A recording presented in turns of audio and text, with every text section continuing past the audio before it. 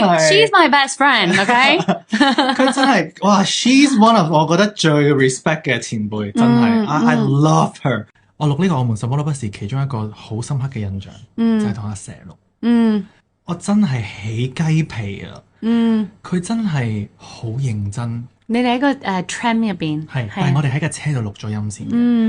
咁因為咁佢又係一個即係喺我心目中一個咁崇高地位嘅一個前輩啦。咁開始錄嘅時候，我都唔敢用佢太多時間，咁都希望我哋可以好短時間搞掂咗，就唔好拖佢咁耐時間。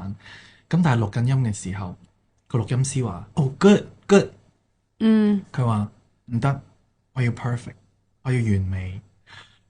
And they got us chill, like oh my god， 真係咪㗎？真係我驚搞到你太耐。跟住佢話做得就要做到最好。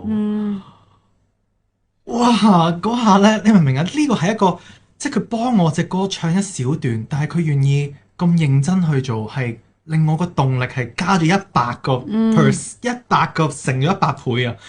即係我覺得好，跟住所有嘢都係跟住我哋喺個電車度拍啦。